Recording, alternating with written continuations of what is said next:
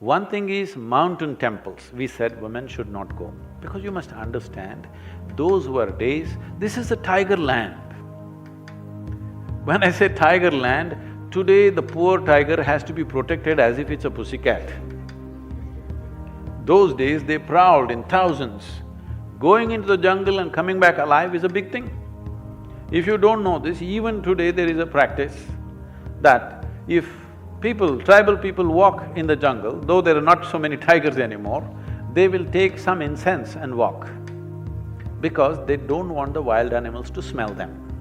That when you do certain occult work, a woman is more susceptible to damage herself in such situation than a man. Even for a man, if there is any injury in the body, they won't let him into that place where they're doing occult, because it will affect him.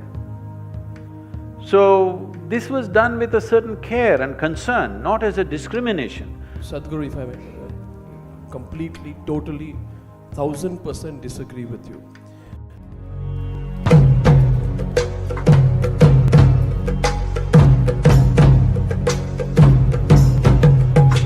Observation, Sadhguru, which is a comment. Probably you haven't seen Oh My God. You need to have a look at that. Because to get all the spiritual gurus in India under one platform never happens. It only happens when you scare, and since you're using the word screwed up, I'll use the word when you scare the shit out of them. But coming to the serious part of it, I consider you, and I want to give a disclaimer. I really don't. I have a spiritual sense within me, but I don't really follow any spiritual guru. And therefore, when I actually went through internet and heard a few of your interviews in conversation, I found in you a very logical person, a person who is practical, a person who is scientific in his answers, and therefore, there was a connect. But there were two things which actually broke that connect, and there's a disconnect, and I hope you can mend that today. Which is, when you talked about, and maybe I got it wrong, so therefore, if you could just kindly explain what you meant by that. That certain women don't need to enter certain temples.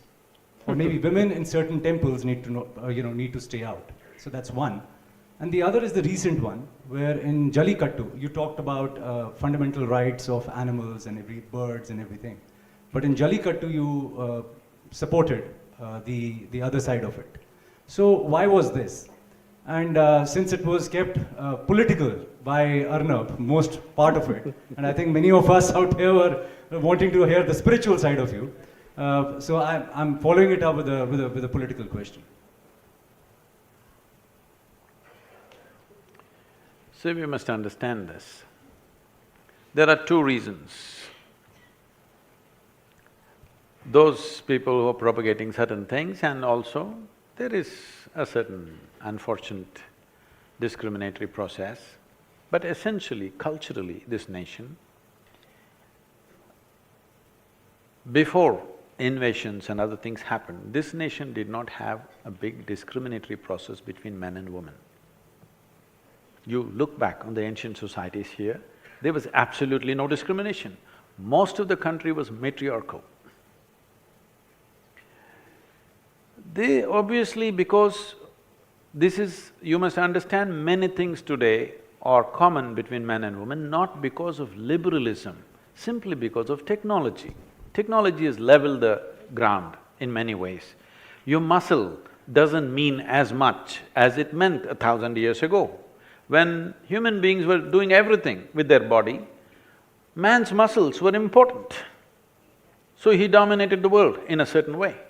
Once technology came, your muscles, if you have a lot of muscles, we'll give you a menial job, we're not going to make you the boss here. So because of that, things changed slowly.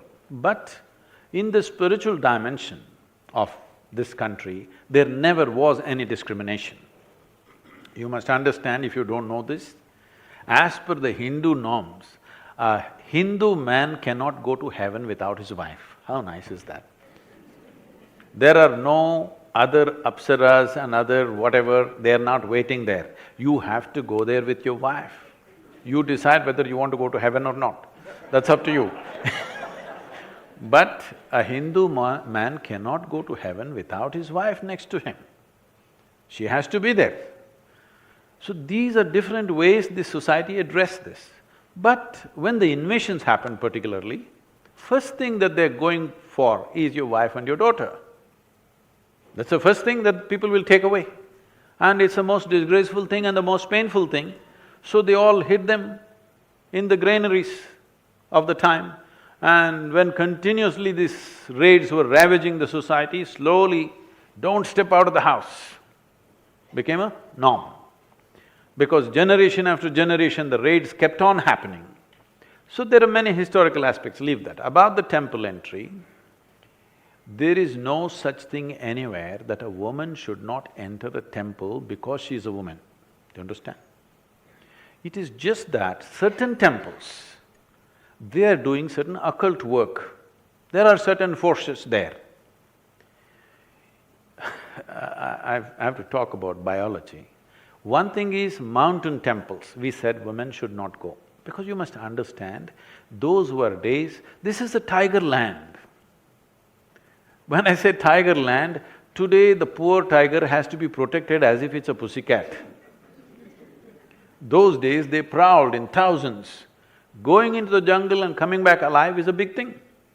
If you don't know this, even today there is a practice that if tribal people walk in the jungle, though there are not so many tigers anymore, they will take some incense and walk because they don't want the wild animals to smell them. There is Samrani in the South Indian temple. You know what Samrani? What do you call it in North? Samrani only, right? Yeah, either they burn it or they smear it on their body and walk so that the wild animals, the carnivorous animals cannot smell you. It is no more relevant because there are not so many left. But at that time it was really tiger country. So the very nature of woman's biology is such that a carnivorous animal will always smell out a woman much more easily than a man. Especially at certain times of the month, it will definitely smell her out. So they said, mountain temples she should not go. All the mountain temples, they're restricted. Now those things are gone, women are equipped in a different way than the way they were at that time, and the wildlife is scant, it is very much possible to go. The other kind of temples where they were asked not to go were where they're doing occult work. When they're doing occult work, I'm telling you, whether you like it or you don't like it, maybe you're liberal, but you don't know the fundamentals of nature. The nature is such that when you do certain occult work, a woman is more susceptible to damage herself in such situation than a man. Even for a man, if there is any injury in the body, they won't let him into that place where they're doing occult because it will affect him. So, this was done with a certain care and concern, not as a discrimination. Today you're taking it up as a political activism and thinking everybody should go to everywhere, it's fine. Then the thing is, you should not do that kind of work because it'll be harmful. Even today in this country, if a woman is in early stage of pregnancy, we won't allow her to come to the funerals. Do you know this? It is a very sensible thing to do. It is not discrimination, it is protection, not just for the woman, but for the child that she carries. It's very, very important. If you do not look at life the way it is, how the life forces function, how it is best for us to be, and if you just talk about social equality, then you will do silly things which will only, in the end, make the woman suffer. But now it's become political activism, probably those temples are not doing any occult of any great strength, so maybe it doesn't matter, that's a different matter. But if you're talking politics, if you're talking about equality, there are only two places where you should be even concerned whether somebody is a man or a woman. What is in somebody's pants is not your business. Only in bedrooms and bathrooms you must be concerned about these things. Sadhguru, if I may, completely, totally, 1000% disagree with you. I have… in this country, the problem has been that a lot of people take upon themselves the responsibility of protecting women. Let me give you my perspective, Sadhguru. You see, in this country of ours, at one point of time, it was also told that sati is tradition. So we must… Shall I clear that? Now you raise something, shall I clear that? Let me complete the one. The second point is, there are no tigers who are going to eat women when they go to Shani Shignapur or Sabrimala. By your own argument, there was a rationale, you say, for not letting women, a logical rationale for not letting women into temples earlier.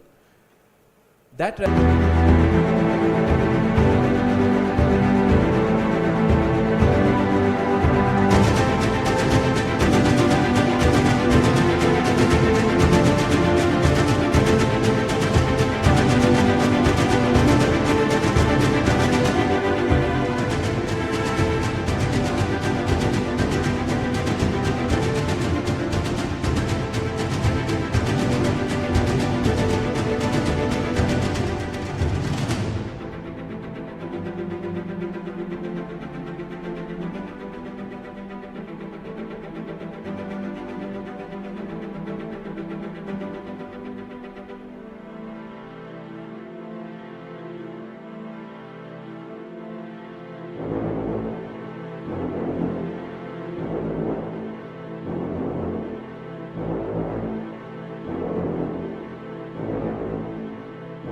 rationale doesn't exist today. It doesn't, that's So what then I'm saying. So then change the rules, which have been created. I'm saying just that, where it comes from and where when situations change, we have to change the norms accordingly, that's what I'm saying. So Sadhguru, And anyway, No, Sadhguru, see, look at how unfair this is.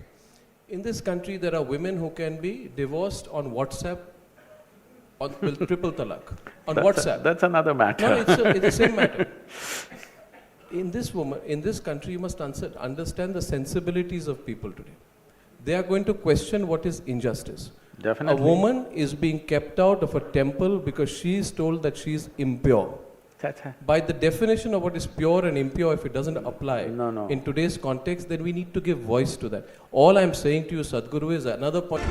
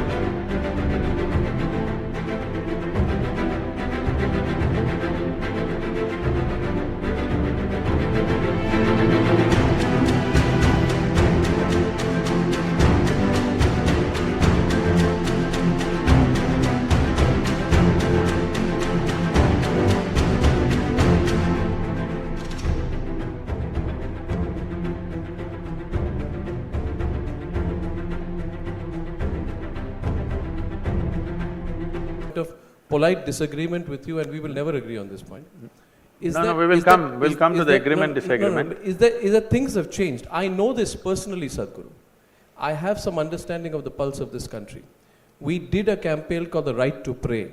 I wish, Sadhguru, you were there with me when phone lines were opened, when people, men, women, children from all over the country called up and said, what happens in Shani Shignapur, Haji Ali or Sabrimala is unfair.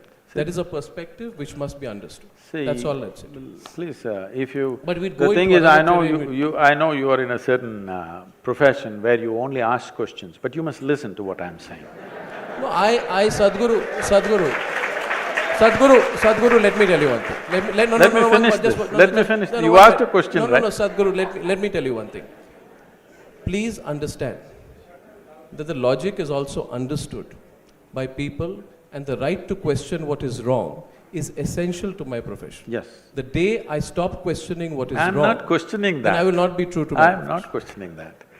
But I'm telling you, please, because what is simple, basic logic and in how many ways life happens are two different things. Whatever we did to protect from wildlife and stuff is not relevant anymore because women are not in the same condition, they're equipped in many different ways. Going up to hill temples would be very much possible, that's not an issue at all. But where there is genuine occult, I would still not send my daughter there or anybody that I know because this even for a man, if he's in a certain condition, it'll affect him if he's not of a certain nature. But woman is much more susceptible to this.